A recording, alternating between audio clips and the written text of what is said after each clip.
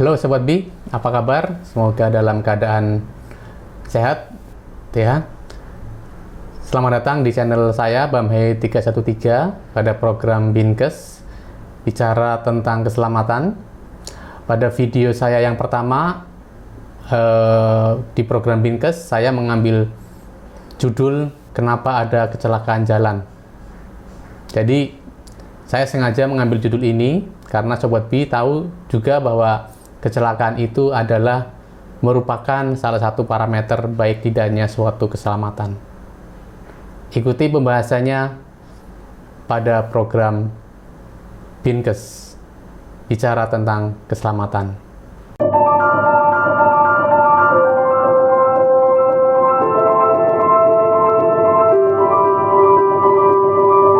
Sobat B, kita tahu bahwa kecelakaan merupakan suatu kejadian yang tidak diduga-duga dan para ahli juga mengelompokkan bahwa kecelakaan termasuk kejadian probabilistik Kenapa seperti itu? Saya sudah membahasnya pada video saya sebelumnya bahwa kecelakaan itu adalah kejadian probabilistik. Sebenarnya bukan karena dia tidak eksak munculnya, tapi karena belum bisa manusia belum bisa membuat suatu persamaan matematik secara pastinya. Kita ikuti pembahasannya ya. Yang pertama adalah batas aman berkendara. Di sini saya sengaja menempatkan manusia, karena Sobat B tentu tahu bahwa manusia dalam suatu sistem transportasi, mereka itu adalah aktor atau pelaku. Sebenarnya mereka juga korban. Jadi manusia itu sebagai pelaku dan juga sebagai korban. Nah, ketika seseorang itu berkendara di jalan raya, bukan hanya berkendara, melakukan perjalanan baik dengan modanya masing-masing, maka dia akan berhadapan dengan sebuah sistem di mana sistem itu disusun oleh 3 komponen. Yang pertama adalah jalan dan lingkungan, kedua kendaraan, dan yang ketiga adalah manusia itu sendiri.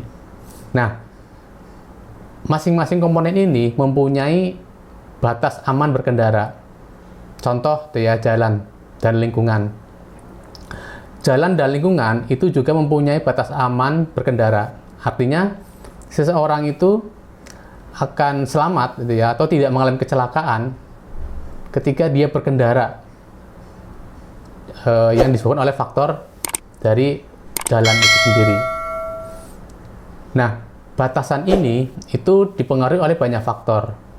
Misalkan terkait dengan jalan. Kalau jalan mungkin relatif konstan batas amannya. Contoh misalkan saya ambil komponen kecepatan misalkan.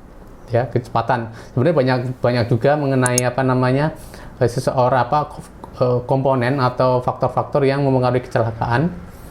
Misalkan kecepatan di sini. Suatu jalan misalnya didesain dengan kecepatan 100. Kecepatan rencana intinya seperti itu. Nah, kemudian ketika seseorang berkendara di bawah 100, artinya dia akan aman tidak akan mengalami kecelakaan dilihat dari sisi jalan. Namun ketika misalkan pada malam hari di mana suasana gelap dan sebagainya, tentu batas aman dari jalan itu tidak lagi 100, maka akan di bawah 100. Jadi batas aman itu untuk jalan dan lingkungan itu berubah-ubah. Biasanya pemerintah itu memasang rambu rambu batas kecepatan, contohnya kecepatan itu adalah kecepatan operasional seperti itu.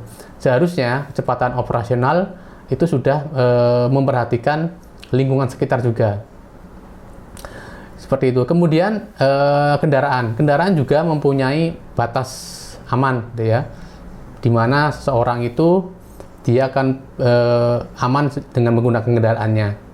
contoh tadi saya menggunakan kecepatan ya, bahwa kendaraan ini didesain untuk kecepatan sekian ya kan, atau kondisinya untuk kecepatan 100 misalkan. Kalau seseorang mengendari kendaraannya itu di bawah 100, maka dia tidak akan mengalami kecelakaan. Dia berdasarkan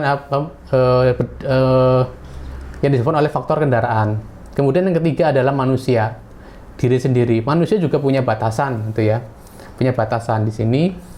Misalkan saya masih menggunakan contoh kecepatan. Misalkan seseorang itu dia mampu mengendarai kendaraan dengan kecepatan 100 misalkan. Besoknya dia lagi nggak fit atau lagi ada sesuatu sehingga sebenarnya batas amannya dia turun, gitu ya. Seperti itu. Jadi batas aman manusia juga berubah-ubah, gitu ya. Tergantung kondisinya manusia itu sendiri. Nah, jika seseorang itu, gitu ya, mengendarai di bawah batas aman tadi, maka mereka dipastikan tidak mengalami kecelakaan, gitu ya, yang disebabkan oleh faktor itu. Tapi kalau dia berkendara di atas batas aman, nah inilah terjadi gap atau delta atau selisih, gitu ya. Sehingga dengan adanya selisih ini adanya potensi terjadinya kecelakaan. Begitu juga untuk kendaraan sama, gitu ya. Seperti itu. Nah, dari ketiganya ini itu dia akan membentuk secara bersama-sama membentuk sebuah faktor risiko, gitu ya. Jadi ketika seseorang itu berkendara, ya kan, maka dia itu menghadapi sebuah faktor risiko, baik faktor risiko dari jalan dan lingkungan, baik dari kendaraan maupun dari dirinya sendiri. Nah, seorang manusia itu harus mampu membaca tentang risiko ini. Ya, nanti akan saya bahas terkait manusia, ya, pada video yang akan datang. Ya, bagaimana kegagalan manusia membaca risiko yang ada di hadapannya. Kemudian dan bagaimana manusia membaca risiko yang ada di hadapannya. Nah, faktor risiko ini orang sering menyebutnya risiko kecelakaan. Itu ya, risiko kecelakaan. Mengenai risiko kecelakaan nanti akan saya bahas di slide yang kedua atau di bagian yang kedua. Ada satu pertanyaan, gitu ya. Dari pembahasan saya ini, apakah kecepatan menyebabkan kecelakaan? Coba sobat berpikir, gitu ya. Apakah betul bahwa kecepatan itu menyebabkan kecelakaan? Kalau iya, pertanyaan saya lagi, kecepatan berapa seorang itu menjadi celaka? Apakah 100 atau 120? Ada juga orang berkendara 60 tetap celaka. Ada juga orang berkendara bahkan 200 saya pembalap tidak celaka. Berarti masalahnya bukan di kecepatan, ya. Kecepatan itu tidak menyebabkan kecelakaan, ya, melainkan dia menyebabkan akibat dari kecelakaan. Tetapi perlu diketahui bahwa seseorang, ya kan, karena susahnya seseorang itu membaca tadi batas aman, maka tentu makin cepat, gitu kan, maka akan meningkatkan resiko. Tapi bukan karena kecepatannya, melainkan ketidakmampuan manusia membaca batas aman untuk masing-masing dari komponen sistem transportasi itu sendiri. Nah, kemudian bagaimana cara menurunkan risikonya? Nah, kalau kita lihat gambar di sini, berarti ada dua cara menurunkan risikonya. Yang pertama adalah kita dari bawah meninggikan yang warna hijau.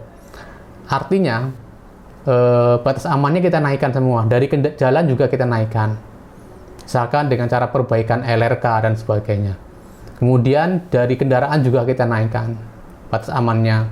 Misalkan diperbaiki, diservis dan sebagainya, ya kan. Manusia juga sama, ya kan. Dia harus fit ya, ketika mengendarai, dipastikan bahwa dia dalam kondisi sehat baik secara fisik maupun secara non fisik. Itu yang pertama. Yang kedua adalah ditekan dari atas. Nah, perlu sobat diketahui bahwa yang di atas itu adalah perilaku manusia. Ketika misalkan dia berkendara dengan kecepatan tinggi, misalkan, itu adalah perilaku seseorang. Jadi supaya mencegah perilaku-perilaku seperti itu, ya mau nggak mau adanya law enforcement atau penegakan hukum. Nah, inilah salah satu cara untuk menurunkan risiko, menurunkan risiko kecelakaan. Ya, jadi saya ulangi lagi bahwa seseorang itu akan menyumbangkan, risiko kecelakaan. Risiko ini muncul dari apa? Muncul dari ketidaksesuaian antara batas yang dimiliki oleh setiap komponen transportasi, atau yang 3 tadi, jalan, lingkungan, kendaraan, dan manusia, dengan yang dilakukan oleh pengemudi. Ya, jadi ada semacam gap. Nah, kemudian kita bicara risiko. Risiko kecelakaan itu di mana tiap pengguna, atau tiap pengguna jalan itu memberikan sumbangan yang berbeda, Jadi seandainya ini ada suatu segmen jalan, di situ ada banyak pengguna jalan. Nah, setiap pengguna ini akan menyumbangkan risiko yang bervariasi, tergantung tadi yang warna merah, deltanya itu berapa gitu. Seperti itu. Nah, kemudian semua resiko-resiko ini dia akan berakumulasi jadi satu. Jadi satu di dalam sebuah sistem transportasi di segmen itu. Jadi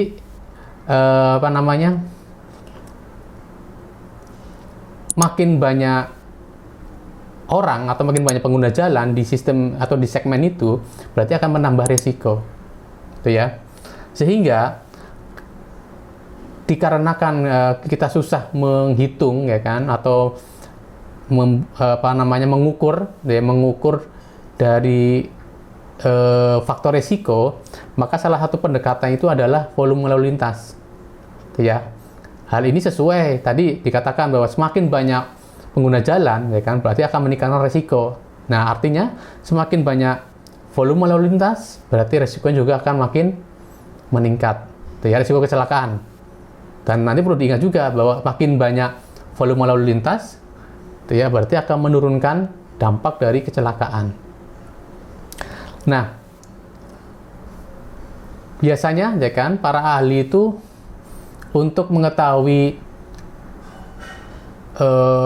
nilai risiko untuk setiap jenis pengguna jalan, mereka akan selalu membandingkan antara keterlibatan kecelakaan untuk masing-masing jenis pengguna jalan dibagi dengan volume jenis tersebut. Misalkan, berapa risiko kecelakaan untuk sepeda motor? Biasanya dia menggunakan berapa sepeda motor yang terlibat kecelakaan dibagi berapa volume sepeda motor. Biasanya seperti itu. Nah, sehingga ini akan membuat nilai risiko setiap pengguna jalan itu berbeda-beda. Akan berlainan berdasarkan dari nilai tadi. Nanti risiko untuk pejalan kaki itu akan lebih kecil. Kenapa? Karena pejalan kaki itu jumlah kecelakaan yang terlibat sedikit, tapi volume pejalan kaki itu banyak. Jadi nilainya akan selalu lebih kecil. Seperti itu. Dan itu masuk akal juga, karena kalau tadi saya jelaskan di awal, kecelakaan dia probabilistik. Dia tidak peduli apa sebabnya, tapi akibatnya atau kejadian yang muncul itulah yang dijadikan tolak ukurnya. Nah, tapi kalau kita lihat dari penjelasan mengenai kenapa kecelakaan itu muncul, harusnya tiap pengguna jalan di waktu dan di tempat yang sama, dia akan menerima resiko kecelakaan yang sama. Jadi yang warna merah, yang warna kuning, yang warna hijau, warna putih, itu akan menerima risiko kecelakaan yang sama karena dia di tempat dan di waktu yang sama. Seperti itu. Sehingga disinilah ada perbedaan, Nah, dikarenakan untuk untuk memudahkan dalam perhitungan, tadi saya katakan bahwa kecelakaan itu adalah probabilistik, maka cara menghitungnya betul, Kecelakaan untuk motor, sepeda motor berapa dibanding dengan total volume sepeda motor. Itu masuk akal. Jadi biasanya nanti dalam penelitian itu akan digunakan walaupun tidak 100% sesuai gitu ya, seperti itu.